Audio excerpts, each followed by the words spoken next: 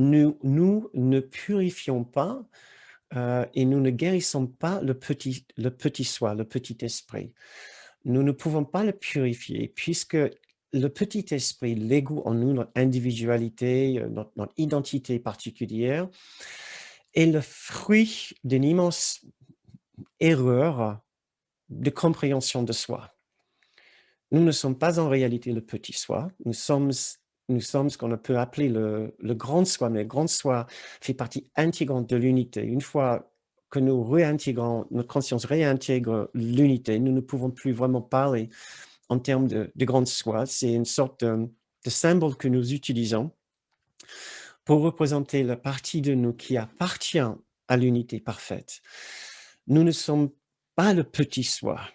Mais le petit soi est constitué entièrement de ces mauvaises pensées, heu, de ces comportements qui vont à l'encontre de l'unité, de la bienveillance et de l'amour, puisque le petit soi s'est défini comme ne plus faisant partie de l'unité, puisque l'unité et l'amour, il ne se définit pas comme faisant partie de l'amour.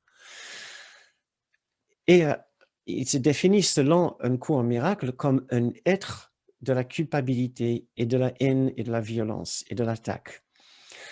Donc nous ne pouvons pas purifier le petit soi ou l'individualité particulière.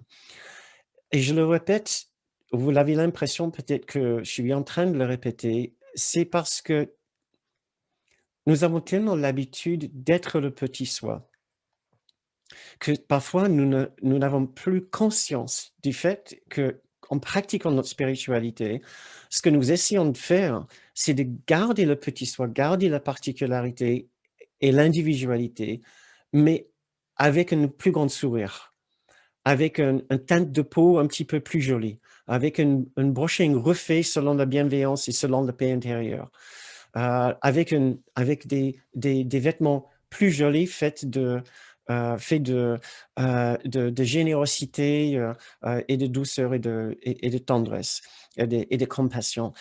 Mais cela ne marchera jamais. On ne peut pas vêtir le petit soi des habits de la compassion, de la bienveillance, des habits du grand soi.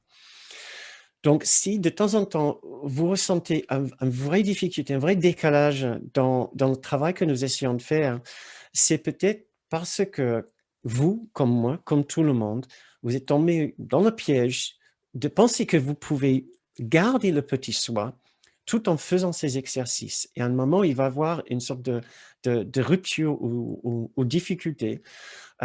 Et le risque est que vous essayez de justifier vos comportements et dire: «Oui, mais c'est pas tout à fait ça».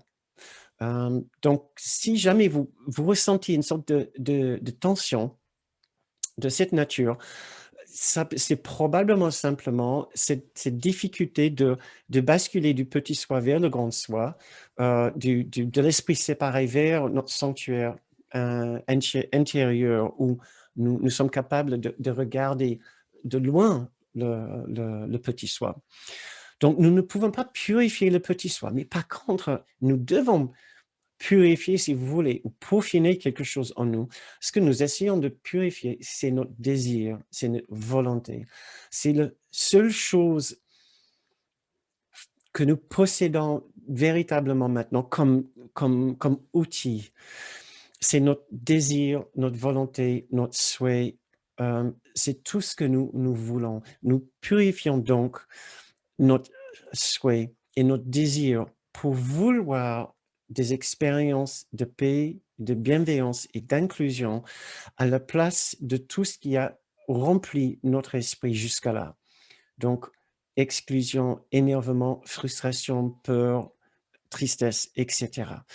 Notre plus grand outil maintenant, hem, est notre désir. Voilà. Nous renforçons de plus en plus notre désir de connaître à nouveau ces instants de paix et de douceur à la place de la tension, de la peur, hem, de la colère, de l'indignation, heu et et c'est notre élan de souhait, de désir, de notre désir d'amour et de bienveillance qui va nous emmener à cet endroit dans notre esprit que nous avons appelé notre sanctuaire intérieur. Et nous allons pouvoir nous poser là et trouver cette distance critique avec le petit soi et avec les difficultés que nous avons connues récemment.